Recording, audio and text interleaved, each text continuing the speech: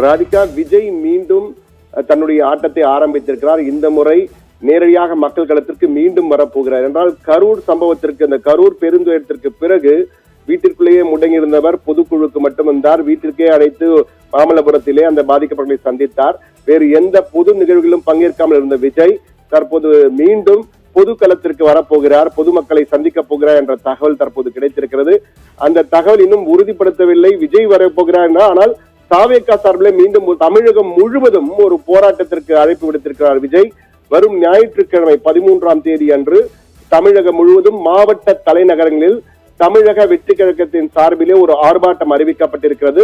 இந்த ஆர்ப்பாட்டம் SIR special intensive revision என்று அழைக்கப்படுகின்ற தீவிர சிறப்பு திருத்தம், வாக்காளர் பட்டியலில் நடைபெறுகின்ற தீவிர சிறப்பு திருத்தத்திற்கு எதிராக தமிழக வெற்றி கழகம் போராட்டம் நடத்த முடிவு செய்திருக்கிறது. இதற்காக சில அதிரடி உத்தரவுகள் விஜயே அனைத்து மாவட்ட செயலாளர்களுக்கும் தனித்தனியாக அனுப்பியிருப்பதாகவும் தகவல்கள் நமக்கு வந்திருக்கிறது. இந்த தகவலின் அடிப்படையில் வரும் ஞாயிற்றுக்கிழமை அனைத்து மாவட்ட தலைவர்களும் போராட்டம் நடத்துகிற தாவேகா, இதிலே தாவேகா தொண்டர்கள் அனைவரும் பெரும் திரளாக பங்கேற்க வேண்டும் என விஜய் அழைப்பு விடுத்திருக்கிறார். எவ்வளவு பேர் வரப்போகிறார் என தெரியவில்லை.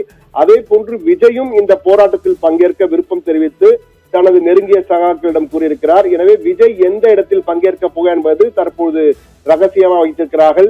சென்னையில் பங்கேற்க போகிறாரா, மாமல்லபுரத்தில் பங்கேற்க போகிறாரா, திருச்சியில் பங்கேற்க போகிறாரா, அல்லது கரூருக்கே செல்ல போகிறாரா, எங்கு செல்ல போகிறார் விஜய் என்பது இன்றும் முடிவாகவில்லை. ஆனால் விஜய் பங்கேற்பதற்கான வாய்ப்புகள் இருப்பதாக கூறப்படுகிறது. அதற்கேற்ற மற்ற ஏற்பாடுகளை எல்லாம் தற்போது செய்து வரும் நாளை அல்லது நாளை மறுநாள் காலைக்குள், தனக்கு சனிக்கிழமை காலைக்குள் தனக்கு அறிக்கை வேண்டும், அதன் அடிப்படையில் நான் முடிவு செய்கிறேன் என விஜய் கூறியிருக்கிறாராம்.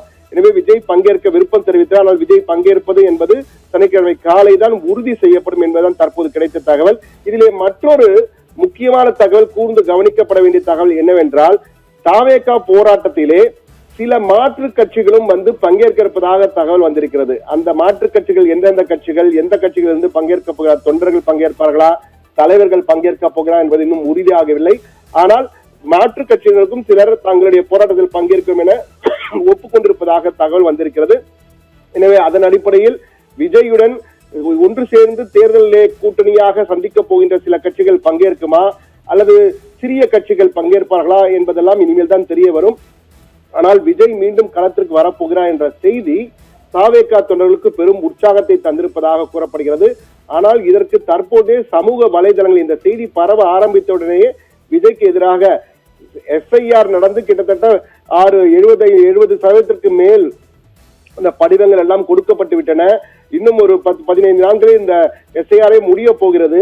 ஆனால் தற்போதுதான் இதற்கான போராட்டத்தை அறிவித்திருக்கிறார். என்ன அரசியல் கட்சி நடத்துகிறார் என்ற வகையிலே கடும் விமர்சனமும் தற்போது எழுந்திருக்கின்றன.